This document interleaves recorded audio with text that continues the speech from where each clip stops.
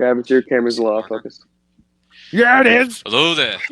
Hello there. Hi. Hello. It is focused. Greetings and salutations, everyone. Welcome to Our Way Mandalorian Review. This is the spoiler-heavy discussion of this week's episode that aired on the streaming service known as Disney+. I am not alone in this journey. My name is Brian. I am your host. I am joined by Nick. Nick, how are you? I'm just doing great now that Travis fixed his camera. Yeah, and I'm still look white as a ghost. I look more tan in real life, people. Are you? Well, if I do this, watch. Look, He's still in the tan. process of Watch, working out the tan. kinks within his camera Ghost. system. Also joining us this week on the panel for Our Way Mandalorian Review is Gregory Lee. Gregory is here. Greg, how are you? Back like I never left. Hello.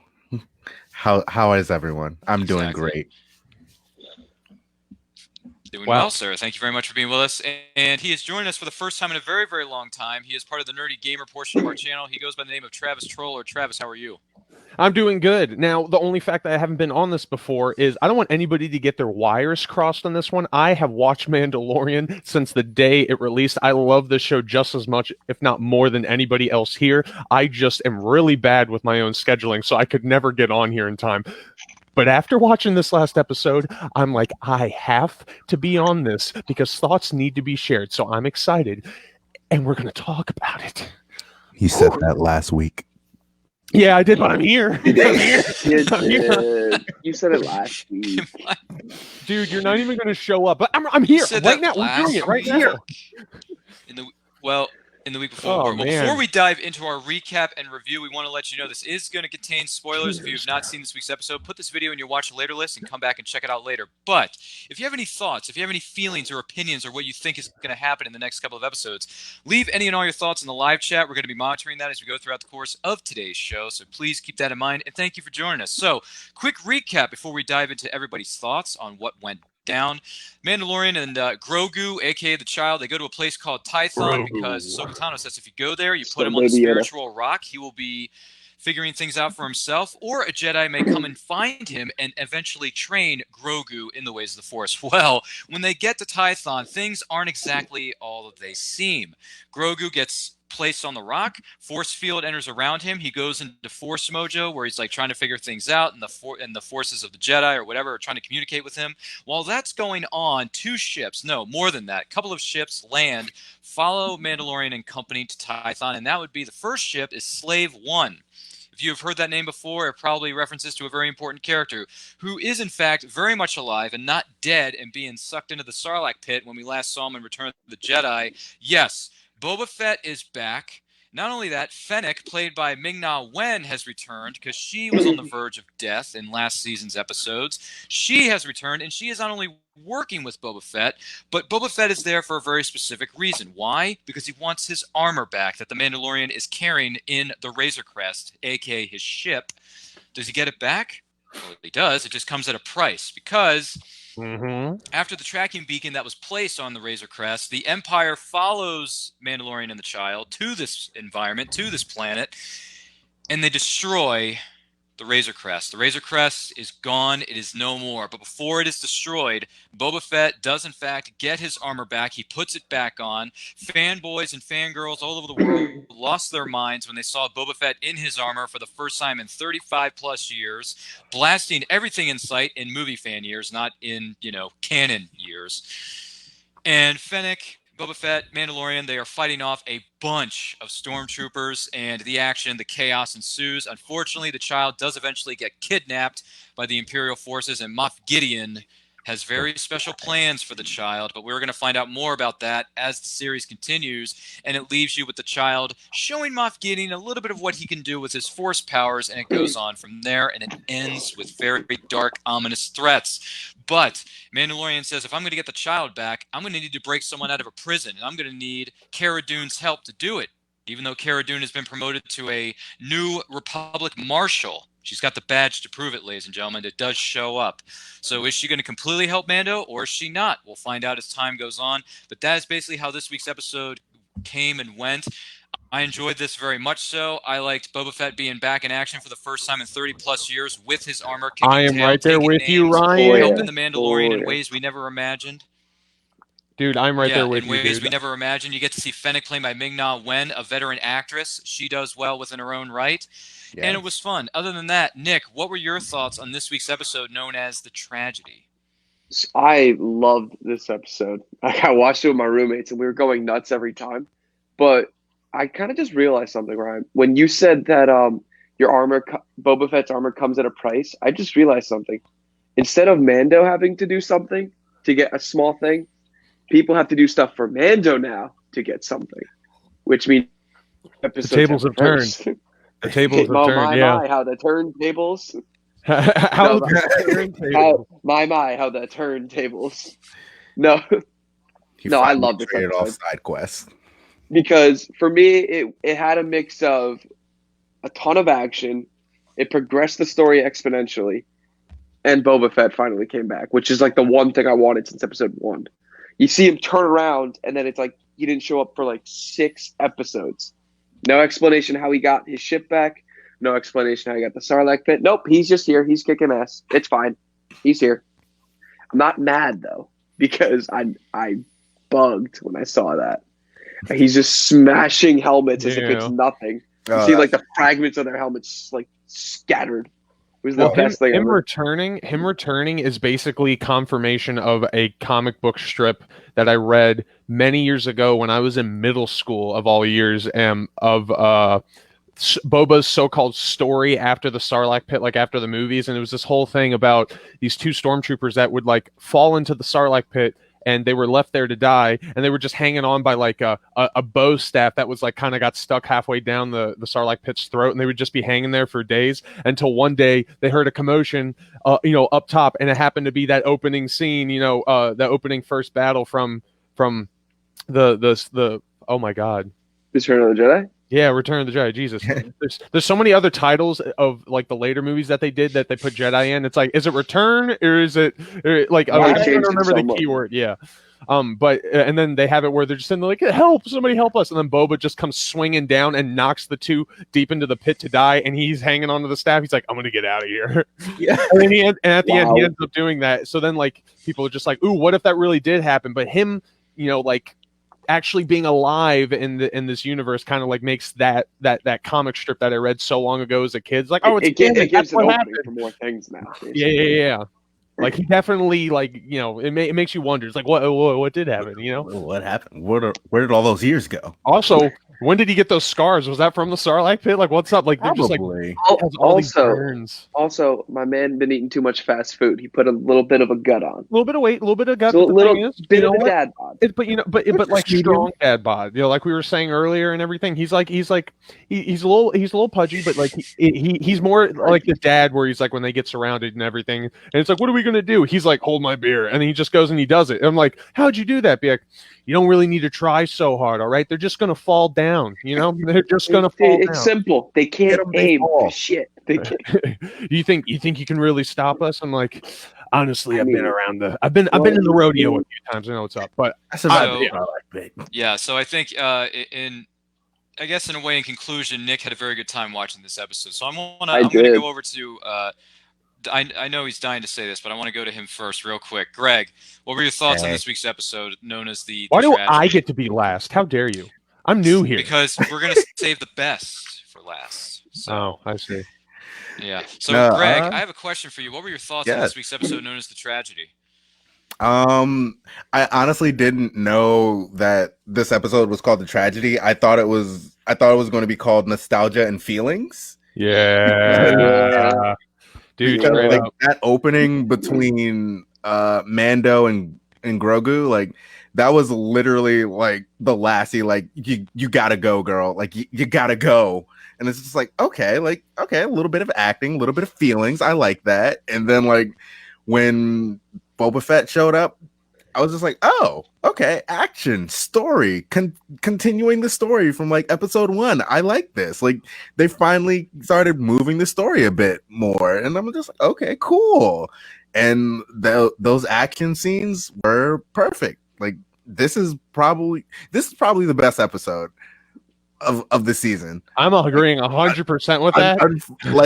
I didn't think anything could top last week's episode, but this did, and I was just like, real quick. Wow, like real quick.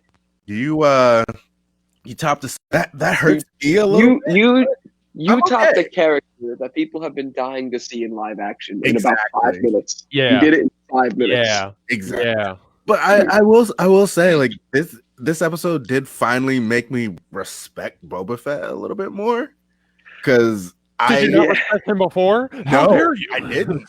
I really didn't. He was just like a guy that just like got thrown into a giant worm. He's not just a guy, and clearly this episode shows that. I mean, now it does. Like, I finally like respect him now. I'm just like, okay, like, cool. Like, it's almost as if what this episode does on one of many aspects for like is what they did and what they showed with Boba as a character made you like live up to the unexplainable hype of Boba as a character. Exactly. Like, okay, I can see why he's so freaking badass. You know? Like, he just immediately killed like so many stormtroopers as if it was nothing.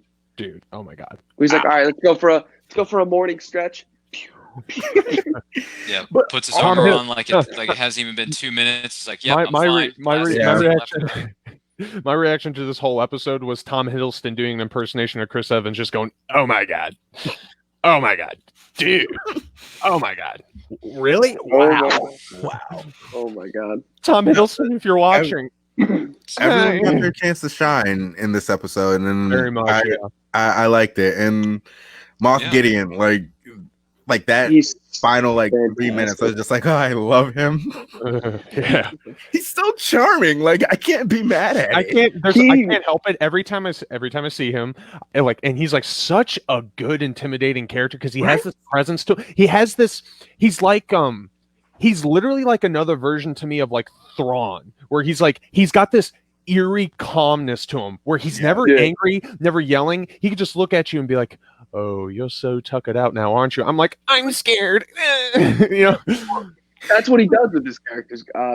He played Gus Fring from Breaking Bad. Yeah. Oh, that was another thing, Nick. That was another thing. Every time I see him, I'm just like, "This is amazing. You're doing a great job." But I can't help but feel like every time you leave the room and the scene, you're going to like work on your meth business. You know, like, on the side. How else is the Empire being funded? Blue crystal meth, and most spoilers are He's just got he's like chicken and meth. That's the key component to the Empire. No, but he's like chicken and meth. He's like, it's like, that's a starter store. Like, how can you afford like to revive the Empire? It's like, I have a very successful death sticks business over on the side. Also, I run a superhero company called Vought. Vought, yeah. Yeah, we should call it that. So, in the basic sense of the word, Greg, you had a lot of I enjoyed it. I enjoyed this episode. It was enjoyable. Moved the story forward, and it did, and it cleared up some callbacks. So I'm just like, okay, right, there you go. You finally, it is, isn't it? Finally started moving the story forward more. Okay, I'm with it. If anyone has thoughts on this week's episode or what they think is going to happen in future episodes, leave them in the live chat. We're going to be checking that out as we go throughout the course of today's show. Now, the one who's been dying to be on this show for the longest time since the beginning of the first season, I think, or maybe even the beginning of season 2, Travis. I have a two-part question for you. The first part is simply this: what did you think of this week's episode of The Mandalorian? Well, nerd culture. That's subtle. Ryan. Nerd culture, nerdy gamer again, subtle. No plug. Here's how I feel about this episode. Let me put you into a mindset of a child with a dream. All right. Oh my god. Now, he had 5 lines. Nick, don't speak. Listen. It's his let me turn put to you. Speak. Let me put you into a mindset here. Pretend you are a child that. Well, you don't have to pretend if you are a child. It's fine. Pretend you're a child that just has such a burning passion for Star Wars. You've read the comics. You've read the lore. You've read You've read the novels. The novels, guys. All right. And you get this show. You get this show about this character, and it just intrigues you. It tickles your fancy, and you watch it, and it's fascinating, and you stick with it. And every episode seems to get better and better. And then you get to a point where they give you an episode that just feels like what I call filler, where nothing really happens. I'm talking about 2 episodes ago, where it just kind of was null and void, and I didn't really feel like there was any payoff to it. And I started to, as a Star Wars fan, question and wonder, where's this going? Is this finally starting to burn out? oh no. But then they give us the Ahsoka episode, and I'm like, oh yes, here we go. That was great. I hope it can only go up from here. But I got a feeling this latest episode is going to be filler again, because there's no way in hell as a storyteller for these people that they're going to give us something even better, something even more action packed, that they're going to cram so much into just the matter of like 45 to 50 minutes. I'm not even going to be able to process it. And guess what? I was wrong, and I'm sometimes glad to be wrong, because this episode blew my socks off. This is the only episode in Mandalorian, and others have come close, where I was watching it and multiple times, I'm talking about more than 3, I audibly out loud, practically yelling in my room, said, damn, this is good. I was in love with this, and I was completely sideswiped because I personally was not expecting them to go the route of providing us with so much for the story. I expected a little task here and there and just kind of a lot of walking around, but it was every 2 seconds, plot point, new character, action, plot point. I was like, Jesus, like, what are they building up for? Holy crap. Like, they just threw it all at you, and I loved it. People could assume that maybe it was to the point of overwhelming, but nah, it was fantastic. And we can all get into the nitty gritty of what we loved about it later, but that's where I stand on it. I was so overwhelmingly surprised. I loved it. Good defense. It was a good episode, yeah. I'm like the only one that's like, I think would it's fair die happy right now.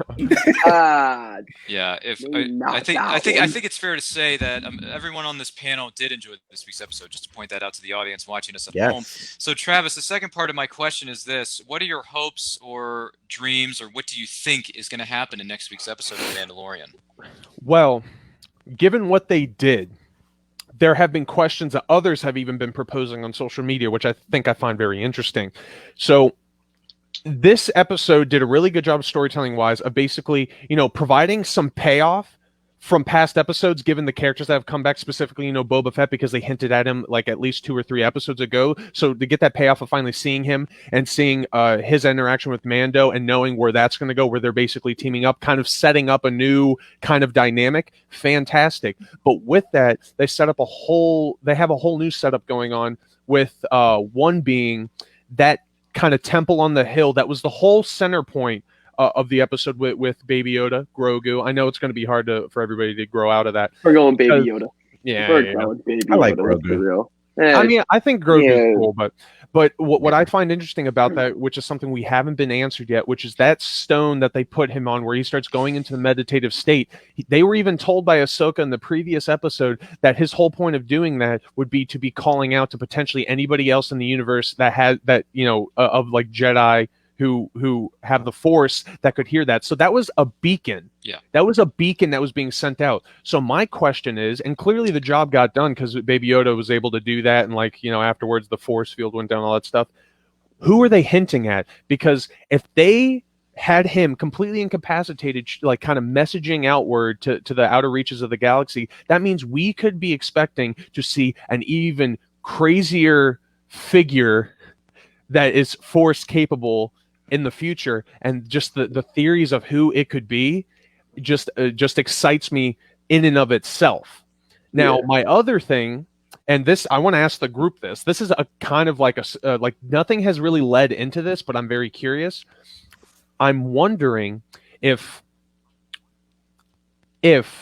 the Empire getting started back up, if there are other figures other than the ones that we have seen that are at play that we will get introductions to and get live action moments with. One of them specifically being Thrawn. Yeah. And I want to get everybody's take on that if we want to, because I think that would be really cool, really interesting dynamic. I think that character would probably work really well already with the antagonist that we already have. And then also, just fun fact, people have been talking about Thrawn potentially being in this universe, and they're saying everybody's doing a fan cast that Benedict Cumberbatch should play as Thrawn, and I couldn't agree more. So I think it's setting up a lot, and it's just seeing where it goes from here, especially with also Grogu being taken by the were they called Dark Troopers? Yeah, Dark Troopers. I think we're just Troopers? gonna call him. Yeah.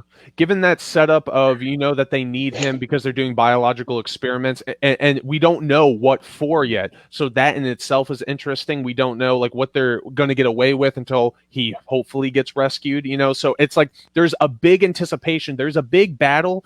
This is like the first. This is the episode that basically gives me the feeling that everything has turned, where we're not just living in a world where there's all these like little characters and like there's kind of everybody has their own little problems. It's like this is the first time we're introduced, like finally have a solidity of the galaxy is under attack and at war again. This is the first time we get that, where it's like, no, the war has come back, and what are you going to do about it? That's what I'm getting. I just got a chill on the back of my neck. Like just talking about it. So this episode has really opened the door, and where it could go is just it's fantastic. And if you guys have any theories yourself, or cast or whatnot, let us know down below because I want to hear that. I kind of have a few comments of that because saying the galaxy's under attack is Oh no, you go, Ryan. You go. Right. Yeah, no. Okay, awkward silences. They're fine. Nerdy gamer. Plug. No, it's cool. It's cool. No, Nick, what are your thoughts on what some of the questions that Travis is proposing, and also what do you hope to see, or what do you think is going to happen in next week's episode of Mandalorian? Well, to me, it's like with Travis's comments, it makes too much sense because much sense. Yeah. Because let's put it realistically. Is that a bad thing in this day and age? I don't know. Yes, very much so. Logic has no reason. If what I'm saying makes sense, you're going insane. Maybe I should just go to 2021 then. Yeah. But anyway, so like Darth Vader kills Palpatine, Darth Vader dies, Empire's over. No, that's not how it works. Mm-hmm. It's like they had so much control in other areas. They still had all this wealth. They still had all the troops and weapons in other locations. Yeah. Yes, your two biggest players are off the table, but that's not how empires work. They just get another person to take over. Whoever has the most power takes over. They're not as strong, but they're still there. You don't just like push them to the side. Yeah. So that he's pointing it out basically. So this could lead into. No, I'm not saying Kylo. Yeah. Which is later, but yeah.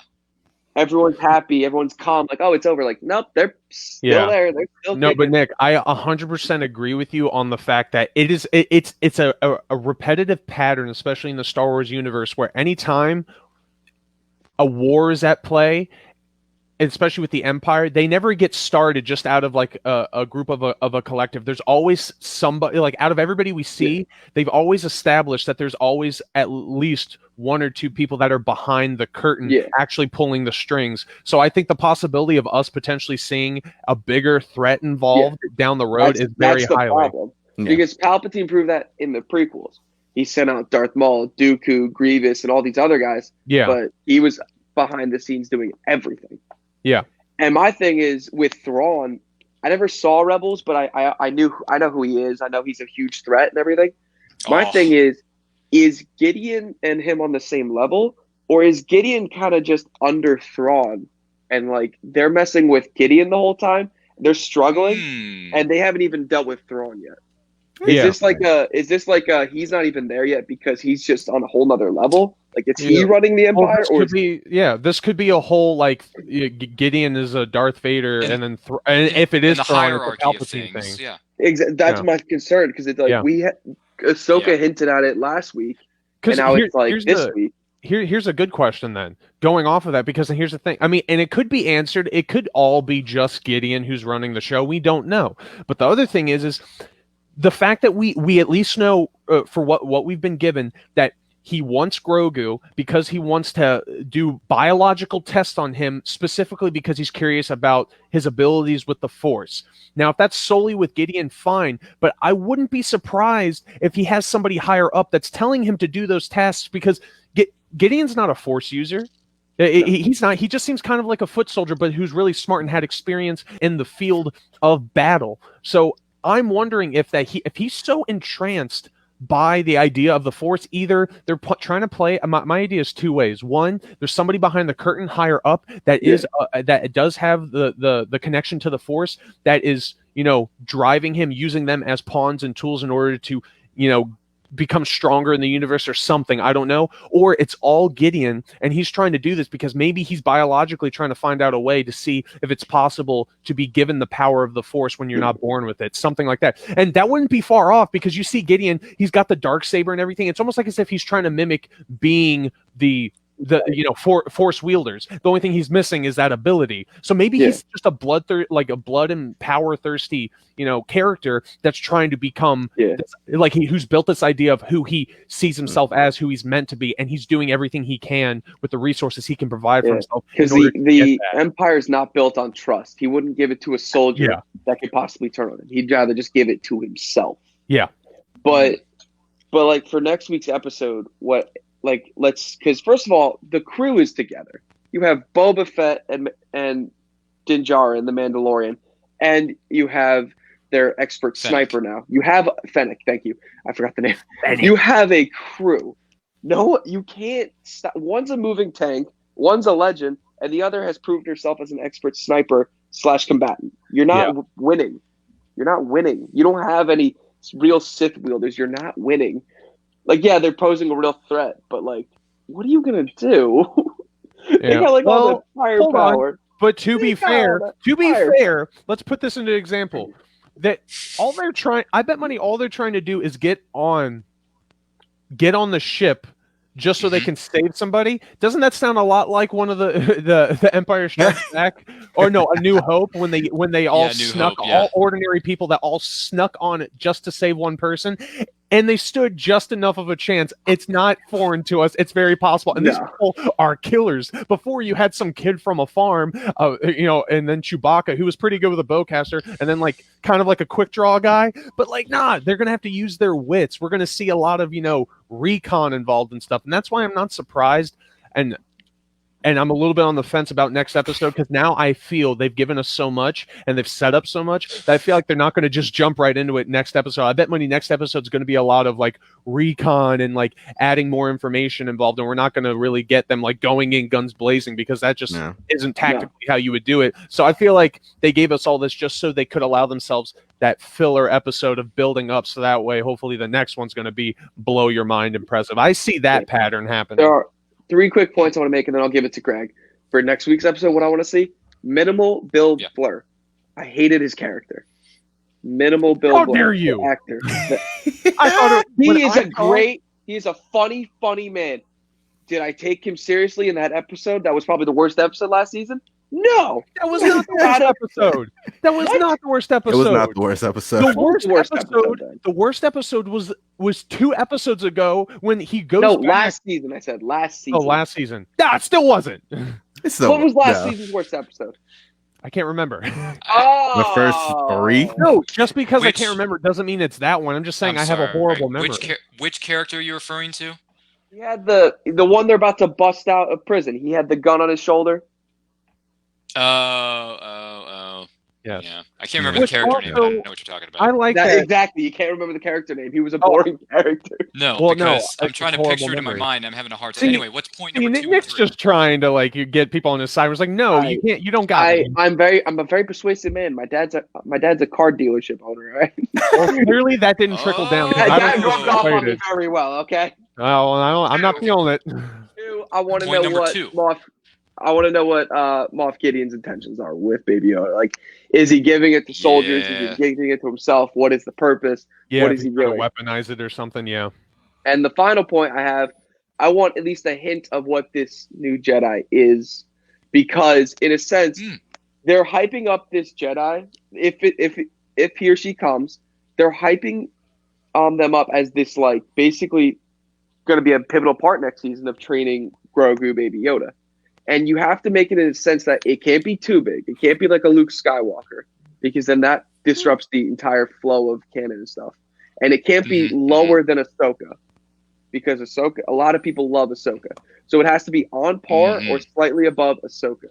To me, that would be either a Cal Kestis, who people love recently, and you could easily just put him in there, or Ezra from Rebels, because he's really not known Yep, where Ezra the hell Bridger. he is right now.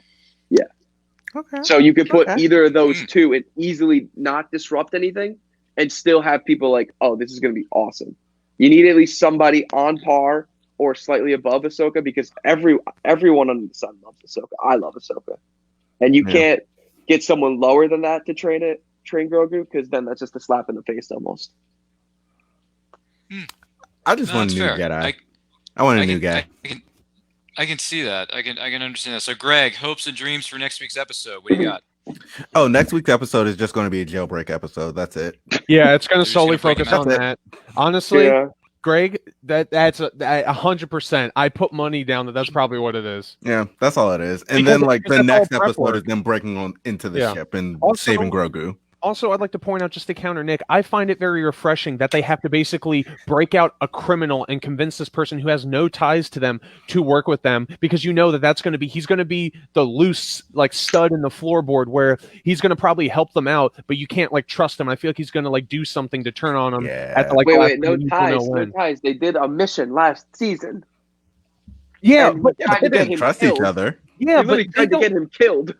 Yeah, but they don't trust each other. So Yeah. the fact that they have to work together, that means that there's a good chance, like right when they're deep in the shit on that, on that ship, then what's gonna stop a character like that to just be like, when they give him a better offer, be like, all right, I'm in. Kill him, like, so that builds some stakes for me. And then of course, I thought Bill Burr did a pretty good job because I just love him as a person. To me, honestly, what I think is they get Bill Blur out, and once he's basically done all he's worth, I feel like we're going to see the darker side of Boba. Because you got to remember, he was still with the Empire. He took Very the Empire's much so. gun easily. He'd Yeah. rather just look out for himself rather than take that to chance. He might just say, all right, you're done. And then that's when Yeah. Jar and Mandalorian may get a little upset with him, like, what are you doing? Yeah.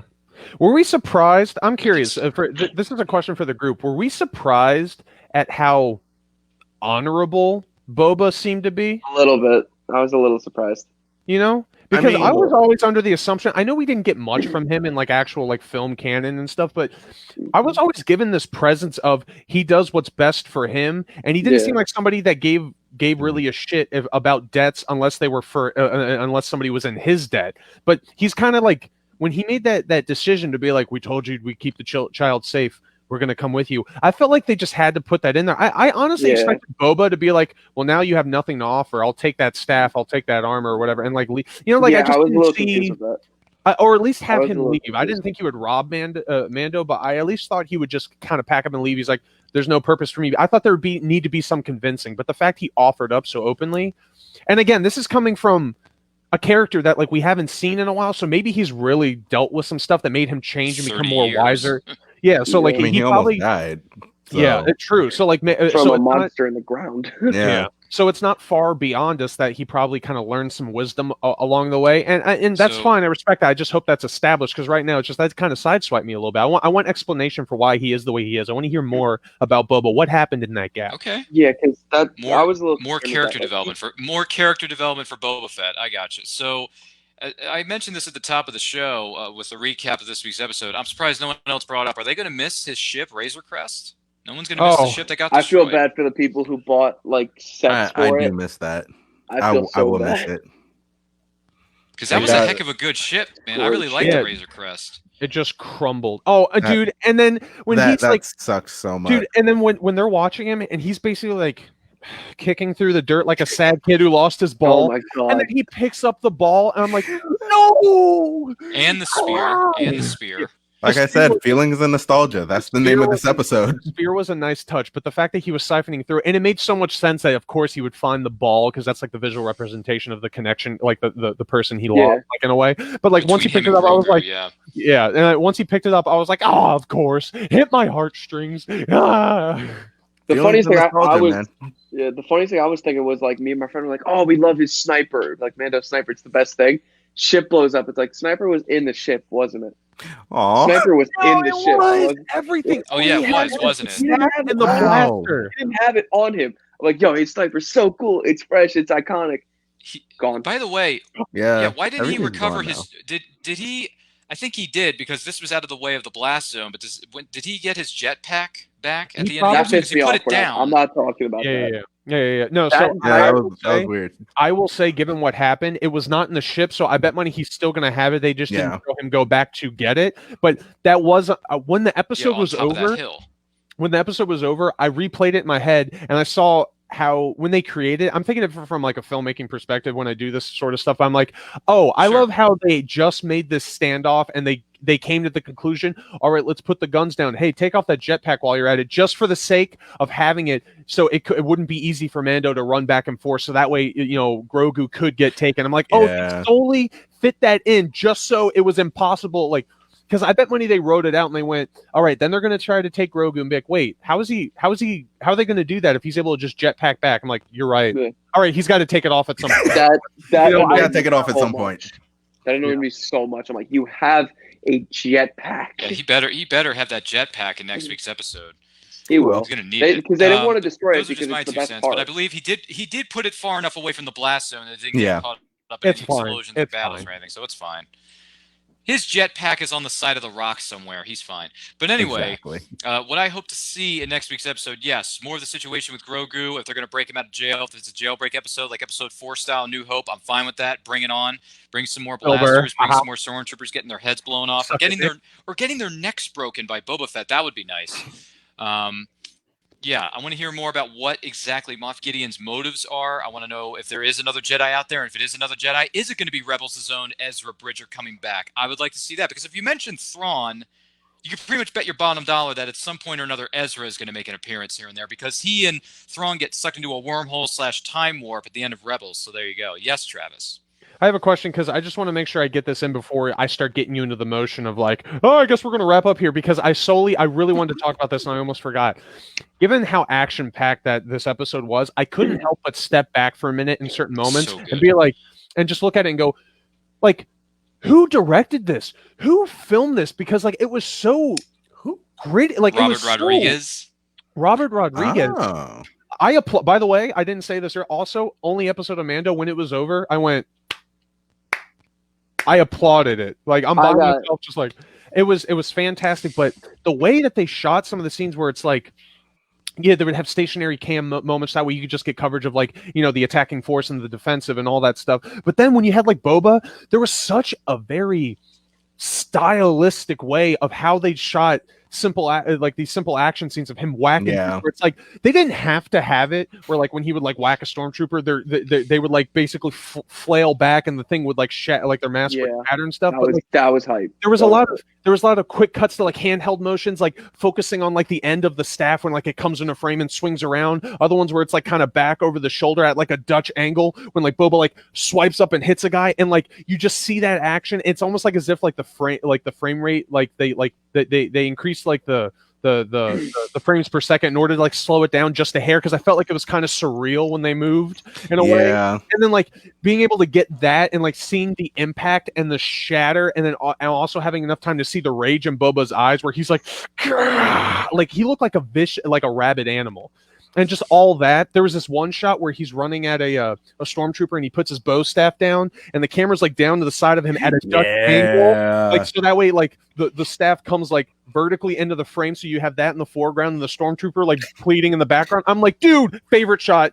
You had he was stabbing a lot of people. Yeah. He just really went like this at one point and just went like, dude, he took that staff or that stick and just tore people apart, and it was glorious. And by the way, when you've been in a Sarlacc pit and you've been away from things for over 5 years, when you've been in a Sarlacc pit for 5 years, and then you get get your stuff together, get your armor back eventually, you have a lot of anger inside you need to get out. So why not take it out with a stormtrooper? So there you go. It's called good therapy. Yeah, it's clearly visible. Where I stand on it was like, again, like if they show like everything they put in this episode was fantastic and I loved it, but the way that they went about shooting it for me amplified it like times like 5. And I just wanted to bring that to everybody's attention, because I didn't know if any of that really stuck out. Where it's like, wow, that looked really good, because it just like it stood out to me, not to the point where it's like, oh, it Yeah. stood out because that didn't work, Well- and it's just like it worked so well that I couldn't help but like awe at, like I couldn't help but be taken out of the story just to admire the art of it. I was like, Oh yeah. very creative choice. They could have done it so much easier, but no, they're like, bam, bam. Like I loved it. I loved it. Yeah, Well, one of my favorite shots though was when you are like, more he than drops the welcome. bomb. What One was of my the favorite- I'm sorry. One of my favorite shots was when he drops the bomb, like in Yeah, the group thermal of detonator in that group of Oh, stormtroopers yeah. at the Detonator. bottom of the hill. and the stormtroopers freaking out like, "What is that?" And then you slowly pan up to Boba, like basically like prouds and like, "What's good?" And then Yeah. backhands him, and then it goes into fast-paced action. It went from a slow motion like reveal, and then he went fast-paced once Yeah. again. And also, this is like the first time this is like the first live action we've really seen Boba in action, and I loved how they creatively tried to choreograph this fight so we could see every bit of his Arsenal. like arsenal. Thank you. Like doing it, like he even used the little rockets on his knee, just step forward. Yeah. Pew, pew, pew. I thought that was cool. He's utilizing like I think his backpack to like he shot somebody like away from him or something. Like oh, it was so great. It was so great. Got to Yeah, use it rocket, shows like, he it was wasn't fun. there just for show. Back then. The film, the choreography, the cinematography, and the directing all worked really well together in this It episode. was a good episode. Yeah. It was a very good episode. If we got a Boba Fett movie that was like shot like that with a solid story, of course, oh my god, that would I don't be. think we need a movie at this I would point. take an episode fully focused on Boba. I wouldn't take like his own show Yeah. or movie just because it wouldn't make a lot of sense. Yeah, but that's my 2 cents. Yeah, How it I was can shot see the looked point. fantastic. I But, can see the point. I can see the point. And if you want to thank the filmmaker of this week's episode, Robert Rodriguez, on social media, please feel free to do so because he did in fact direct this week's episode of Mandalorian. So keep that in mind. But other than that, Who was the yeah, cinematographer? Because I was trying to look at the piggybacking credits. off of what everybody said. Wait, who was the Yeah. cinematographer? Do you know? Yeah, sure. But No, I'm asking you a question. not Do off you the top know? of my head, you have to Google that. But while you're Googling that, He No, so I badly don't. wanted to. I'm serious, He so I don't. badly. He I'm so not sure badly who the wanted to cinematographer- get me off of talking that he didn't want to answer my question. I'm just asking, Ryan. because I seriously don't know the answer to the actual question. It's fair. Well, You're more than fine. welcome to Google it, producers in the back. Let I'll us know say in the this, comments though. who the cinematographer was, and what's do you love them, and tell us their other pieces of work. All right, Ryan, you can talk now. I'm sorry. Thank you. Piggybacking off of what everyone else was saying, looking forward to seeing what the story progresses, whether Moff Gideon's true motives are revealed, whether other characters are going to show up, the jailbreak, how is that going to go down? Is Boba Fett and Fennec going to fully be loyal to Mando at the end of the day, or are they going to, stab him in the back like some bounty hunters like to do to each other? We don't know. We will see once we go into next week's episode, but that is going to do it for this week's episode of Our Way Mandalorian Review. I want to take the opportunity to thank each and every one of you for watching, commenting, liking, sharing, all that good stuff. And in the meantime, we got a whole lot more content coming your way. Check us out on Facebook, Twitter, and Instagram at It's Nerd Culture. Check out our YouTube channel. We've passed over 300 subscribers. Thank you And we for can all always of you get who've more. been supporting us, liking us, commenting on our videos, sharing. Exactly. Yeah, we're always absolutely share Right. these videos, share the content, and don't forget nerdculture.threadless.com. Check out our online store. Lots of great things are available right now, whether it's shirts, mugs, notebooks, stickers, magnets, all that good stuff. Check us out. And they're having a sale on Threadless right now until December 7th. $12 for t-shirts, and everything else on the website is 20% off, which would make great holiday gifts for you, your families, your friends, your coworkers, what have you. But in the meantime, stay healthy, stay strong, stay safe, and this is the way. This is the way. It's our way.